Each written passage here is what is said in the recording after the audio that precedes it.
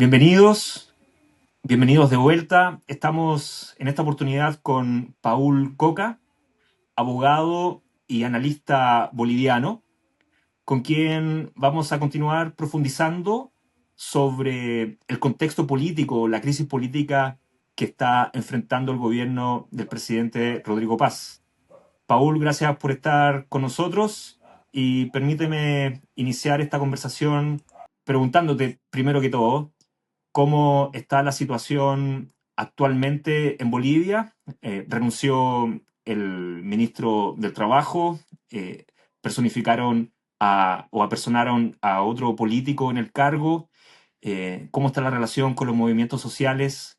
Cuéntanos un poco del momento actual boliviano. Antes que nada, saludarte Claudio, saludar a todos desde la ciudad de La Paz, sede de gobierno de Bolivia. La situación boliviana no es tan fácil como pareciera. ¿Por qué? Porque después de 20 años de gobierno de Movimiento al Socialismo, Luis Arce Catacora, el último gobernante del MAS, y Evo Morales, nos vemos en la situación de que desmontar un aparato que ha estado en el poder durante 20 años no va a ser nada fácil en ningún país del mundo y Bolivia no es la excepción tampoco. Esos 20 años el movimiento al socialismo introdujo ideas socialistas, introdujo la idea de un Estado plurinacional en Bolivia, introdujo una estructura en todas partes, mucho más en las zonas y áreas rurales y o campesinas. Entonces eso es algo importante que también tenemos que señalarlo. Obviamente basándose en los criterios de derecha, por ejemplo, y otros aspectos. Y en Bolivia se introdujo una suerte de divide y reinarás en el famoso Estado plurinacional. En vez de consolidar un Estado nacional, se introduce la idea de un Estado plurinacional. Obviamente el MAS toma el poder, cuestionamientos en diversas elecciones, por supuesto, pero aún así el MAS mantenía y manejaba todos los órganos del Estado. Pero llega un momento en que hay una frase que es muy buena y se aplica. El poder podrá ser absoluto, pero no es eterno. Y entonces ahí sucede de que Evo Morales cae por una revuelta popular cuando él quería eternizarse en el poder y eso previamente le preguntó a la gente si querían y sigo, quiero seguir siendo, quiero repostularme, quiero seguir siendo presidente en un referéndum. La gente le dijo, no, andate. Y aún así insistió el 2019 y ese es otro punto de partida en la crisis boliviana. Recordemos que vamos a comparar con el caso chileno cuando Augusto Pinochet Ugarte convoca el último referéndum que él convocó, plebiscito para ser más preciso. Dice, ¿quieren que sea su presidente? No, listo, me voy, ya no hizo ningún tipo de berrinche, no hizo ningún tipo de estrategia para seguir perpetuándose en el cargo. Evo Morales sí lo hizo. Eso es una comparación que usamos académicamente en Bolivia, por cierto, en las universidades, cuando analizamos el caso del referéndum 2016 y el conflicto 2019. Pero resulta que el MAS llegó a un punto en el gobierno de Arce Catacora del 2020 al 2025, un punto muy fuerte, muy álgido porque ya el MAS quería introducir a Bolivia al modelo venezolano, al modelo cubano, al modelo nicaragüense, quería introducir a Bolivia. Entonces, ¿qué sucede? Para introducir a un país al modelo comunista, necesitas primero cambiar ciertas cosas. Lo que no era normal, necesitas volverlo normal. Fila por gasolina, fila por diésel en los surtidores, que no haya dólares, que la moneda local no valga absolutamente nada. Entonces, que los alimentos no existan y que no haya trabajo. ¿Por qué? Porque la inversión extranjera en Bolivia se redujo a lo mínimo necesario e innecesariamente, usando otro término, en los 20 años de gobierno del MAS, porque el MAS se caracterizó por ahuyentar toda inversión privada, sea boliviana o sea extranjera. Y ahí está el Paraguay. Paraguay recibió muchísimo dinero de la inversión boliviana, por cierto. Eso es tema de otra historia. Entonces, ¿qué sucede? Llega el momento en el que hay elecciones y Evo Morales intenta postularse y obviamente ya estaba por demás inhabilitado. Arce Catacora no tuvo el apoyo para ser candidato. Y sucede lo siguiente, sucede que hay una fractura dentro del MAS. Y eso hace que se dé una situación interesante, que Luis Arce Catacora no vaya a la reelección y que lleve a su ministro de gobierno, Eduardo del Castillo. Pero aparte de eso hay otra situación importante que hay que decirla, que Bolivia optó por un gobierno de centro, un centro izquierda, no un centro izquierda, sino centro hacia la derecha, la democracia cristiana en Bolivia, porque quería Bolivia un cambio de gobierno. Ahora, hay una segunda vuelta entre ese candidato de la democracia cristiana boliviana, que era Rodrigo Paz, frente al candidato de una derecha muy fuerte en el criterio ideológico, Jorge Tuto Quiroga. Y la población boliviana no quería ir de un extremo al otro extremo y votó por Rodrigo Paz. Pero ¿qué sucede? 6 meses después de que Rodrigo Paz asume la presidencia, vemos que hay un socialismo en Bolivia que está fuera del poder, un socialismo y organizaciones en Bolivia que durante 20 años recibían fuentes laborales en la función pública, en Bolivia se llama pegas, recibían dinero, recibían cosas del Estado, y que obviamente el nuevo gobierno le dijo, y ya aquí ya no gobiernan ustedes. Entonces, por eso se ha visto las movilizaciones. ¿Qué pedían las movilizaciones en estos últimos días contra el presidente Rodrigo Paz Pereira? Primero, ellos decían, no queremos que se privatice. Bueno, el presidente en 6 meses no ha privatizado ningún servicio básico ni ninguna empresa pública, por si acaso, valga la aclaración. Dos, queremos que se abrogue una ley de tierras. Se la había abrogado previamente. Entonces ellos decían, igual queremos que se abrogue, pero ya no existe jurídicamente hablando, ya dejó de estar sin efecto. Queremos aumento salarial. El presidente decretó a fines del año pasado, ni bien asumió el cargo, un aumento salarial para este año. Entonces ya se había dado eso. ¿Y cuál era el fondo de las protestas? Uno, que renuncie Rodrigo Paz Pereira. Dos, que se llame elecciones. Y tres, quería Evo Morales volver a postularse a las elecciones porque Morales quiere que haya elecciones ya no más en 90 días. Entonces eso es la situación que Evo Morales ha mostrado que sigue manteniendo una fuerza. La izquierda, el comunismo, el socialismo boliviano tiene todavía fuerza, especialmente en los grupos sindicales que hay en el país, y tiene esa capacidad de causar destrozos y dirigir marchas y bloqueos de carreteras. Obviamente no es el grueso de la población boliviana, pero son grupos radicales que han mantenido a zozobra a mi país, especialmente a la ciudad de La Paz donde yo vivo. Ahora, si la gente terminó inclinándose por este gobierno de centro derecha, demócrata cristiano, representado por el presidente Paz, debemos entender o cómo debemos entender el apoyo que tiene el gobierno actualmente y el apoyo que tienen estos movimientos sociales que se están levantando en contra del gobierno de Paz. Es decir, ¿qué contraste podemos hacer, por ejemplo, entre los movimientos sociales de mediados de los 2000, en donde por lo visto había una efervescencia social y un ánimo generalizado por cambiar el curso institucional del país? ¿Qué contraste puedes hacer en ese momento con lo que estamos viviendo hoy día? ¿Cuánto apoyo popular por parte de esta ciudadanía que votó por paz? ¿Cuánto apoyo popular está recibiendo esta nueva oleada de movimientos sociales? Lo primero el tema es el siguiente. En Bolivia, cuando hubo segunda vuelta el año pasado, una inédita histórica segunda vuelta, claro, obviamente gana Rodrigo Paz frente al candidato de la derecha, que era Jorge Tuto Quiroga. La gana la elección. Entonces, ¿qué sucede? Bolivia ya estaba cansada de los conflictos del pasado, Bolivia estaba cansada de los gobiernos del MAS, de los recursos que se han malgastado en todo sentido, y por eso optó por un gobierno de centro. Frente a los diversos candidatos de izquierda o de derecha, optaron por alguien de centro. Pero ¿cuál es el tema? El tema es el siguiente. En estos últimos conflictos, los que votaron por Rodrigo Paz es una paradoja, porque muchos de estos sectores que estaban en las calles votaron por Rodrigo Paz. Claro, hay una lógica que dice, en una segunda vuelta o votas por uno o votas por otro, entonces ahí está. Pero no solamente hay votantes en estos sectores sociales que han votado por Rodrigo, hay no votantes. Por ejemplo, uno veía a los no votantes de Rodrigo en la primera y segunda vuelta, que votaron por Tuto, incluyendo al propio expresidente Jorge Tuto Quiroga, pidiendo no un respeto al gobierno como tal, un respeto a la democracia, al mandato que el pueblo dio en las urnas, de un gobierno que en Bolivia dure 5 años.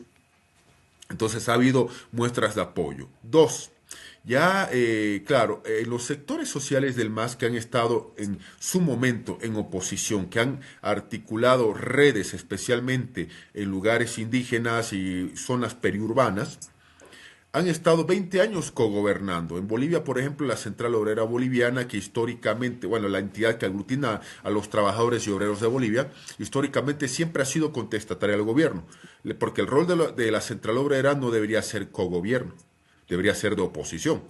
Pero durante 20 años han cogobernado con el movimiento al socialismo. Entonces, ya cuando están afuera, ya obviamente protestan. ¿Por qué? Porque ya no quieren recibir los mismos beneficios que recibían 20 años. Entonces, ¿qué hemos visto? Primero, un respaldo internacional hacia no solo el presidente Rodrigo Paz, sino hacia la democracia boliviana. Segundo aspecto, el respaldo ciudadano que al principio estaba callado, silencioso, pero que obviamente luego sale a la luz. De hecho, hay movilizaciones, ya hay fuerza en varias ciudades de Bolivia que piden respeto al Estado de Derecho en Bolivia. Por otra parte, claro, estos sectores que están buscando volver al poder. Y obviamente hay un movimiento al socialismo o un movimiento socialista, si se quiere, que todavía es fuerte en Bolivia.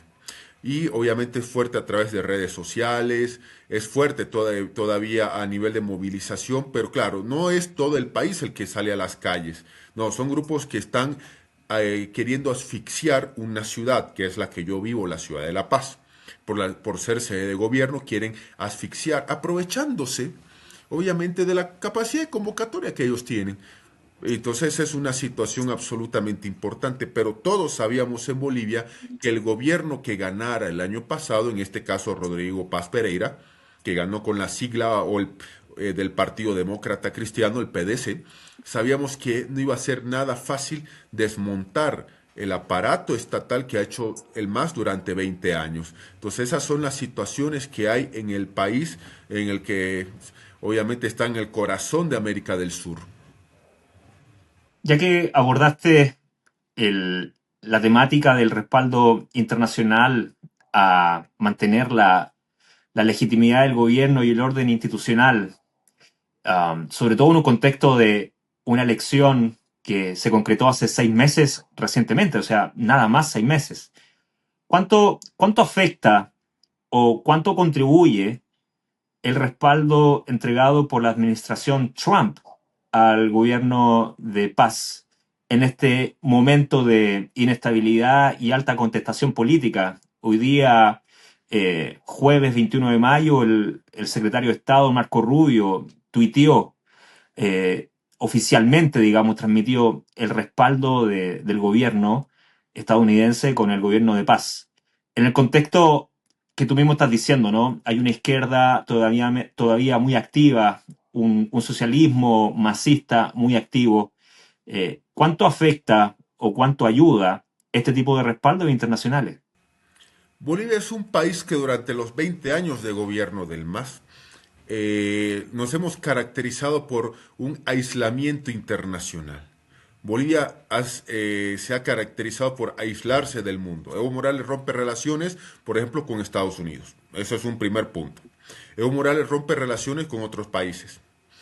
Y solamente se hace un eje, el famoso eje Caracas-La Paz-La Habana. Y ese eje, obviamente, donde el gobierno masista-socialista nos trae consigo que ahuyentan la inversión privada, tanto de mis compatriotas que han ido a invertir al Paraguay como a nivel extranjero. Y eso es algo que hay que decirlo. Entonces ahí tenemos que Bolivia tuvo un aislamiento internacional tremendo y terrible. Pero lo más importante también, aquí quiero decirlo, voy a decirlo así. No se olviden que hay un corredor vial bioceánico que une Pacífico-Atlántico, Atlántico-Pacífico, encabezado por la República del Paraguay. Bolivia ha sido excluida. Paraguay es el líder de este corredor vial bioceánico. y lamentablemente nos han excluido porque Bolivia es un país conflictivo. Ahora, el tema de fondo, la pregunta, ¿no? El apoyo de Donald Trump. En este momento hay que decir lo siguiente. Claro, obviamente Donald Trump tiene un grupo, obviamente, de países aliados. Está El Salvador de Nayib Bukele, está Bolivia, está otros países. Pero también tenemos que ser los bolivianos y somos muy francos y honestos. En este momento Bolivia no tiene relaciones diplomáticas con Estados Unidos, no se han reanudado por si acaso. No, si bien hay una instalación en La Paz de la embajada, no hay un embajador como tal de Estados Unidos en Bolivia o de Bolivia en Estados Unidos. Entonces, claro, es un apoyo que hace por supuesto Trump, porque no nos olvidemos que Estados Unidos es un país que obviamente su modelo es antisocialista, es un apoyo, pero fuera de eso hay que ser muy honestos. No significa que Bolivia ya tenga relacionamiento diplomático con Estados Unidos porque no existe tal figura. Entonces es algo que también tenemos que ser claros y directos para hacerlo, por cierto. Entonces es un tema demasiado importante. Ahora hay que reconocer el impacto que tiene en el continente americano los Estados Unidos. De hecho, usamos su propia moneda. Todos los países, desde Chile, Argentina, Paraguay, Bolivia, Nicaragua, yo que sé, El Salvador, que es el dólar. Entonces, el dólar es la moneda estadounidense que se usa en el continente americano. Pero en el caso boliviano es simple. No tenemos relaciones diplomáticas con Estados Unidos hasta el día de hoy. Entonces, es un punto que también hay que aclararlo. Interesante que lo aclares. Y en esa misma línea, ¿cómo está llevando a cabo la relación del gobierno de paz con estos agentes estadounidenses como la DEA? Se comenta, no me consta, que la DEA volvió a Bolivia. Te pongo, bueno, como bien debes saber, el contexto de lo importante que simbólicamente ese rol que jugó la DEA en la desestabilización política de unas décadas atrás. ¿Qué tan cierto es ese nuevo relacionamiento de la DEA en Bolivia? ¿Está operando en Bolivia? Y lo segundo, otra también información que ha trascendido es acercamientos del gobierno de paz con el FMI para obtener financiamiento. Eh, en estricto rigor, no hay nada malo ni ilegítimo en relacionarse con el FMI. Lo interesante es ver también el poder simbólico y político que el FMI ha tenido en el devenir político boliviano. Háblame un poco de estos dos actores y su relacionamiento con Bolivia. En la elección del año pasado, todos los candidatos reconocían que Bolivia estaba quebrada económicamente, porque tras 20 años del MAS, Bolivia está quebrada. La crisis económica actual es heredada del MAS. Desde Tuto Quiroga, pasando por Rodrigo Paz, por otros, todos decían algo claro, directo y sencillo. Estamos tan quebrados que la forma de una reactivación es a través de créditos internacionales, o sea, préstamos. Así que esa es una situación que en Bolivia la conocíamos después de los 20 años. Entonces, obviamente Bolivia y ya, claro, hay organismos internacionales, desde el FMI, pasando por Fonplata, el BID y otros tantos que obviamente Bolivia va a tener y está yendo a relacionarse primero con ellos y segundo tratar de obtener créditos internacionales, que obviamente Bolivia tienen que ser previamente aprobados por el órgano legislativo boliviano. Entonces eso como que para nosotros los bolivianos no es malo porque no es un secreto. Estamos tan quebrados que necesitamos el financiamiento internacional, necesitamos créditos, necesitamos préstamos. Esa es una situación que, como se dice aquí en Bolivia, no es un secreto. Lamentablemente así nos ha dejado el movimiento al socialismo. Por otra parte, el tema de la DEA, claro, es algo que está rondando en el país. ¿Por qué? Porque sucede lo siguiente. Bolivia es un país productor de droga, no vamos a mentir. Es un país productor de droga. Y Estados Unidos, cuando ingresa Evo Morales, Evo Morales rompe con Estados Unidos y expulsa a la DEA y a los agentes obviamente estadounidenses. Y hacemos hincapié en la DEA. Pero resulta que Bolivia hoy día tiene una situación paradójica. La gran parte de la población quiere el retorno formal y oficial de la DEA. Obviamente, ojo, reitero, no tenemos relaciones diplomáticas todavía con Estados Unidos. ¿De quién dependerá? Del gobierno, claro que sí. Eso es algo que tenemos que ser claros y directos al decirlo. Entonces, ¿qué sucede en Bolivia? En Bolivia existe una pseudo republiqueta, un estado cuasi soberano dentro de Bolivia, llamado Chapare, a la cabeza de Evo Morales. El Chapare es un territorio dentro del departamento de Cochabamba, en el corazón de Bolivia, que es una provincia donde Evo Morales tiene su bastión político. Es un lugar donde se rige bajo las propias reglas de Evo Morales. Es un lugar donde ni la fuerza boliviana, ni el Ministerio Público boliviano, ni las autoridades bolivianas pueden ingresar, porque son personas que están allí, están armadas, y obviamente son personas que están custodiando a Evo Morales, así como en México, en alguna región mexicana, algún estado custodiaban al jefazo, por así decirlo. Entonces, obviamente, y esto no es secreto, esto es algo recontra público, Evo Morales tiene mandamientos de aprehensión en su contra por el tema de relación con menores de edad. Y no puede ejecutar la fuerza pública boliviana. ¿Por qué? Porque hay una republiqueta del Chapare en donde están las personas cuidando de Evo Morales y están obviamente con armas y dispuestos a defenderlo a cualquier costo. Entonces, por eso decimos eso. ¿Qué le falta al Chapare? Si el Chapare tuviera la posibilidad de tener un banco central propio, imprimir su propia moneda, ya hablaríamos de un nuevo país en América. Así de sencillo, llamado Chapare. Entonces, obviamente es una situación de preocupación, por supuesto, el caso del Chapare, no solo para la DEA, también para el caso boliviano, porque al final nosotros los bolivianos somos los que vivimos en Bolivia. Y obviamente vemos una republiqueta del Chapare donde para ingresar prácticamente es como si estuviéramos yendo al servicio de migración de otro país. Entonces, ese es un punto neurálgico que hay en Bolivia. Por otra parte, el año pasado, hace más o menos un año, en una región de Potosí, llamado el norte de Potosí, que es llamada México Chico. Mira, querido Claudio, el nombre, México Chico. Se descubrió plantaciones de droga, plantaciones de marihuana, y en México Chico, fomentados por el narcotráfico, generaron un bloqueo de carreteras con dinero al narcotráfico, donde policías y fuerza del orden boliviana fallecieron en enfrentamientos durísimos, por si acaso. Entonces hay presencia fuerte en narcotráfico en Bolivia.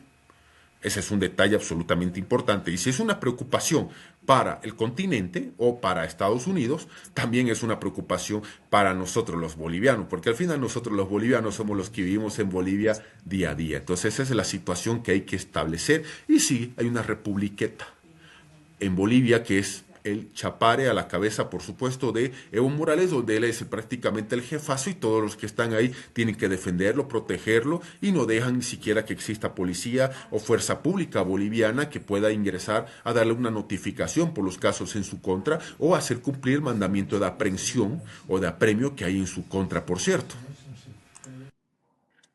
Ya que mencionas a Evo Morales, te quisiera preguntar y volver al punto al primer punto que tú estabas comentando, que lo podría sintetizar de la siguiente manera. Tras 20 años de masismo, lo que está viviendo Bolivia es un proceso de rearticulación de fuerzas políticas. El gobierno, me imagino que tiene como principal desafío hegemonizar el, el campo político para poder conducir su programa y dar estabilidad a los bolivianos y bolivianas. Y en ese contexto tú mencionas la figura de Evo Morales, se mantiene activa, altamente presente en la realidad boliviana, bajo las condiciones que tú mismo has descrito. Habiendo dicho eso, te quiero preguntar por otros actores importantes de la era masista y si estos están cumpliendo algún rol actualmente en Bolivia. Estoy pensando en Álvaro García Linera, en David Choquehuanca o en otros actores que nos hablaban de un proyecto político que no se reducía a los cocaleros del Chapare, sino que más bien nos hablaba de una articulación de diferentes movimientos y actores políticos que dieron forma al gobierno y le dieron continuidad. Eh, ¿qué pasa con estos actores? ¿En qué está hoy día Choquehuanca, García Linera u otros que tú nos quieras hablar? Por ejemplo, el caso de Álvaro García Linera, sabemos que estuvo de asesor de la Asamblea Constituyente en Chile. Sabemos, bueno, en Bolivia esa era la versión, que estaba de asesor en la Asamblea Constituyente en Chile, por supuesto, y para nosotros en Bolivia fue un beneplácito que Chile haya rechazado un proyecto de constitución socialista y que establecía la plurinacionalidad por encima del carácter de una nación chilena, por ejemplo, algo que aquí en Bolivia fue al revés, porque aquí en Bolivia se estableció lo plurinacional para dividir a lo nacional guión boliviano. Entonces ese es un primer aspecto sobre Álvaro García Linera que yo pueda mencionar, ¿no? De otros actores, bueno, han desaparecido del plano político, algunos están dedicados a sus propias actividades, por ejemplo, hay que decirlo así, ¿no? Entonces, y hay otros actores que sí están ahí presentes, ¿no? Veíamos, por ejemplo, de que hay la figura de Andrónico Rodríguez, que era el vicepresidente de los cocaleros del Chapar en Cochabamba, que fue candidato a la presidencia el año pasado y que sí está realizando apariciones en, en los medios de opinión pública, en la prensa de manera pública, ya que tiene una bancada de parlamentarios por si acaso, entonces él tiene que coordinar con ellos. Vemos que otro de los actores importantes de Evo Morales, llamado Leonardo Loza, ha logrado ganar la gobernación del departamento de Cochabamba en las anteriores elecciones departamentales que se realizaron hace un par de meses atrás. Entonces vemos esos actores. Y obviamente son actores visibles, ¿no? Pero hay otros actores que no eran tan públicos que, bueno, están operando y nos hemos dado cuenta de eso en estos ya 17 días de conflictos que hay en Bolivia hasta el día de hoy. Quisiera que tocáramos un poco el tema de las relaciones con Chile. ¿Cómo estás viendo tú actualmente el relacionamiento que están desarrollando de manera incipiente los gobiernos de José Antonio Kast y el presidente Paz? Cuando el presidente Paz estuvo acá en Chile, generó ciertas opiniones positivas, digamos, debido a la tranquilidad con la que él abordó el siempre complejo tema con Chile en cuanto a relaciones diplomáticas. Eh, el canciller Pérez Maquena estuvo hace poco allá y por lo visto hay señales respecto a que las relaciones podrían reencaminarse hacia un rumbo de colaboración. ¿Cómo ves tú actualmente la posibilidad de reanudar este relacionamiento bilateral? Hay un antes y un después en la relación internacional Chile-Bolivia, Bolivia-Chile. Y el antes y el después, ¿cuál es? La Haya. No es un secreto. La vemos que obviamente sabemos muy bien que la demanda que realizó Bolivia por el tema marítimo en lo que es vía derechos expectaticios en el Tribunal de la Haya de la Corte Internacional de Justicia, sabemos que Chile ganó. Y con eso ya estableció y sepultó en el gobierno de Evo Morales, sepultó cualquier posibilidad de que Bolivia reclame su salida soberana al Océano Pacífico vía, obviamente, el territorio de lo que en Bolivia se conocía como el Departamento del Litoral. Entonces esa es una figura importante. Hay un antes y un después en Bolivia post lo que fue el fallo de la CIJ en La Haya. Entonces ese es un primer punto que es el primer punto de partida. Segundo punto, Bolivia y Chile tienen varios aspectos. Primero, tienen un relacionamiento limítrofe. No es un secreto, países que limitamos. Segundo, hay un relacionamiento de personas o ciudadanos chilenos que vienen a Bolivia, bolivianos que vamos a Chile. Tercero, hay un nivel de relacionamiento comercial muy fuerte. Los puertos, por ejemplo, de Iquique, donde viene carga o mercadería de diversas partes del mundo rumbo hacia Bolivia, de mercadería de compra-venta, bienes, etcétera, y terminando, por supuesto, en carburantes que en Bolivia se necesita. Entonces, en base a eso, el punto que hay que establecer es, obviamente, y el punto más delicado, siempre va a ser el relacionamiento diplomático que tiene que haber entre países, porque recordemos, desde ya muchas décadas atrás, no hay embajador como tal, ni en Chile ni en Bolivia o viceversa. Entonces nosotros tenemos como bolivianos entender, ¿no? De que un relacionamiento internacional tiene que ser obviamente de puertas abiertas, favorable a la inversión extranjera, favorable a la inversión que nosotros podamos realizar en otros países, claro que sí, ¿por qué no? Y en base a un hermanamiento, por cierto, eso es algo que muchos bolivianos estamos diciendo, señalando. Post haya ya hay que establecer cuáles son los mecanismos respectivos para ver cómo nosotros los bolivianos nos insertamos en el mundo. Por ejemplo, yo lo voy a ser muy franco, cuando Bolivia cede con el Tratado de 1904, la salida soberana al mar, ahí está el tratado por si acaso, 1904 de paz amistad entre las repúblicas de Bolivia y Chile. Claro, obviamente desde Santa Cruz sale lo que es el famoso memorándum de 1904, que es al Atlántico, una salida al Atlántico a través de diversos puertos, la hidrovía Paraguay-Paraná para llegar al Atlántico. Es un memorándum de 1904 que no le dieron mucha importancia en mi país, pero que es demasiado bueno si se lee ese documento porque es un documento geopolítico, querramos o no querramos.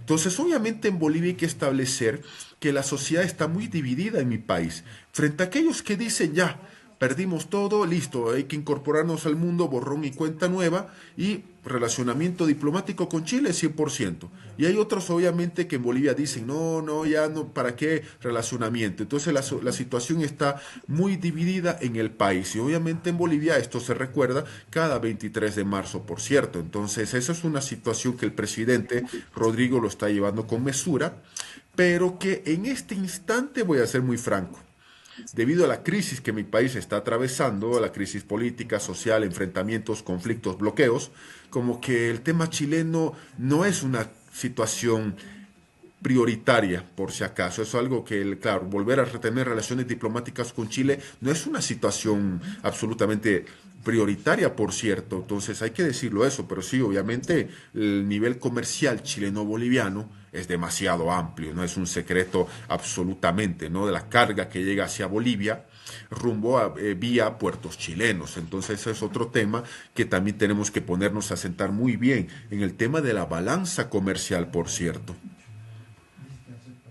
Has abordado en diferentes momentos la cuestión de infraestructura o interconectividad boliviana, algo tan importante considerando que están en el centro del continente sudamericano.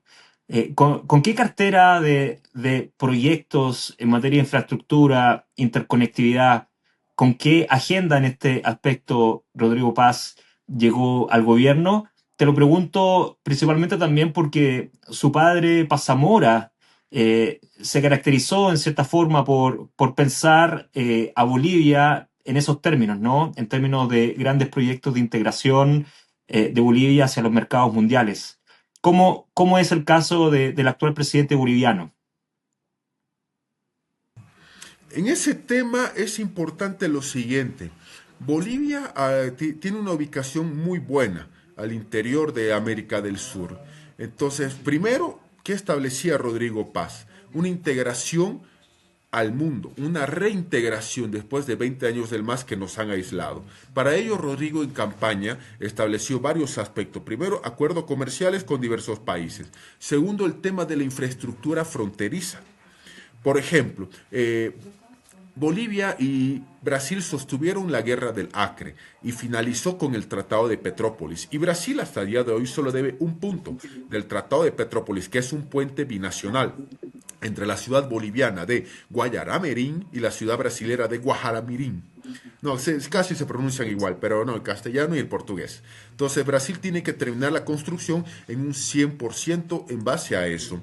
Por otra parte, dentro de infraestructura fronteriza. Por otra parte, la idea de Bolivia es incorporarse al planeta, incorporarse y tener un nivel de unificación tanto en Sudamérica, América Latina, América continente, haciendo esas aclaraciones, con el mundo, por supuesto, claro que sí. Entonces ese es un tema absolutamente importante también que hay que decirlo.